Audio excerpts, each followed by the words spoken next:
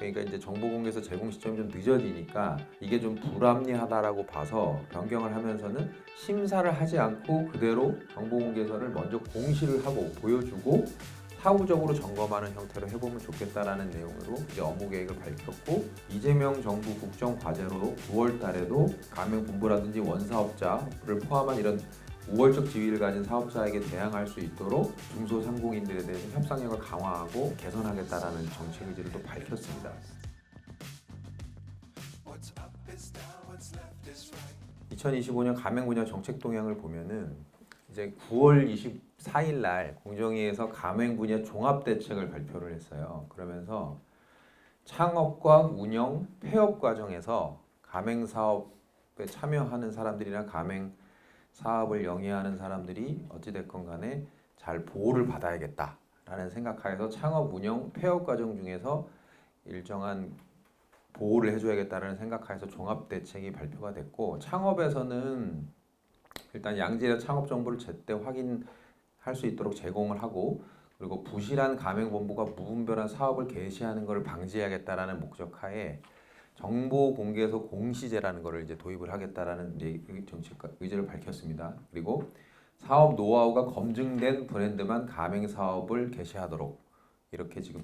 바꾸겠다라고 얘기를 했고, 운영과 관련해서는 본부하고 가맹 점주 간의 협상력이나 불균형이 발생을 할 수가 협상력에 있어서 불균형이 발생할 수 있고, 불공정 행위를 강요받아도 제대로 대응하기가 곤란하니까 이거를 개선하기 위해서 뭐 가맹점 사업체 등록제를 시켜가지고 이제 정부한테 등록을 하도록 해서 정부의 보호 아래 가맹점 사업자 단체를 두도록 한다든지, 또 어떤 거래 조건이나 내용에 대해서 협의를 꼭 하도록 하는 협의 의무제를 도입한다든지, 그리고 공정위 법 집행을 강화해야 된다라는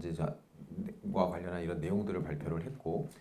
폐업과 관련해서는 장기간 적자 등으로 폐업하고 싶어도 과도한 위약금 때문에 울며 겨자 먹기 식으로 운영을 지속하고 있으니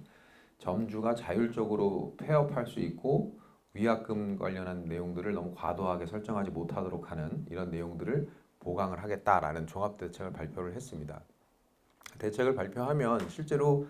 그 내용에 맞춰가지고 법이나 제도나 이런 내용들이 변경이 되고, 공정위도 그에 맞춰서 법을 집행을 합니다. 그러니까 저희가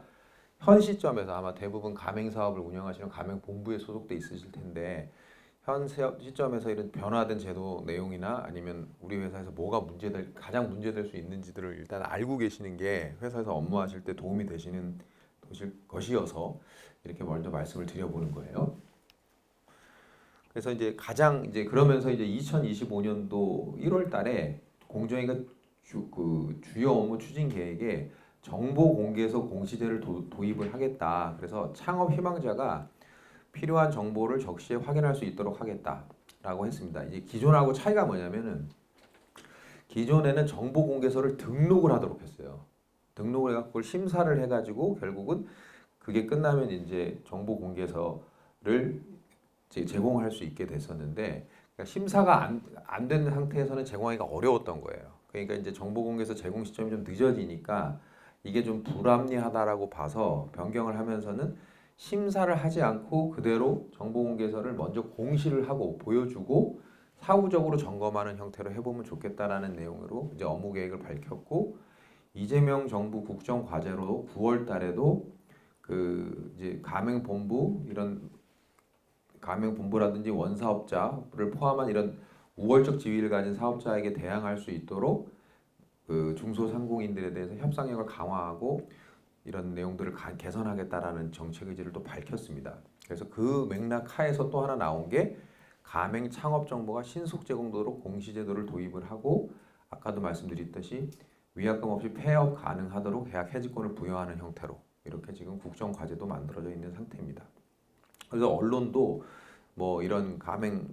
정보 공시제 관련한 필요성이 계속 나오고 있고, 호의 공시 관련해서 적발하는 경우 엄중 제재하겠다. 그다음에 공시를 함에 있어서 정보 공개를 하는 내용도 창업에 실질적인 도움이 되는 내용 위주로 개편하고, 계약갱신 앞둔 가맹점주 요청 시 정보 공개서를 열람할 수 있도록 의무화해야 된다는 내용들이 이렇게 언론에서도 계속 나오고 있습니다. 이건 아마 되겠죠. 그러니까 이렇게 진행되고 있다라는 점 정도 아시면 될 것 같아요. 그래서 정보 공개서 그 정보 공개서가 이제 체계가 개편이 되면서 정보 공개서에서 이제 공개해야 되는 정보의 내용을 목차를 가맹점이 개점을 하고 그다음에 운영을 하고 문을 닫는 이런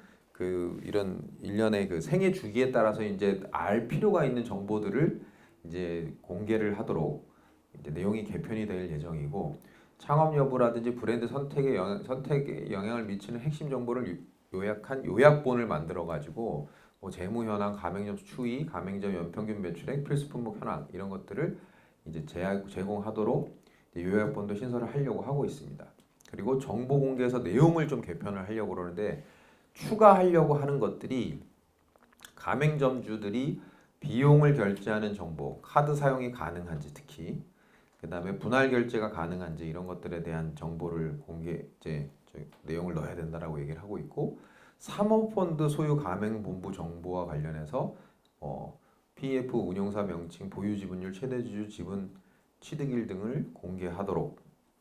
이렇게 지금 기재를 하고 있습니다. 대부분의 사모펀드들이 많은 경우에 그 가맹본부를 가지고 있어요. 여러 가지 목적 하에서 그래서 이런 PEF들이 그 단기적 차익 실현을 위해서 가맹점주에게 비용을 전가할 우려가 있다라고 봐서 이런 정보들도 좀 공개해야 되는 거 아닌가라는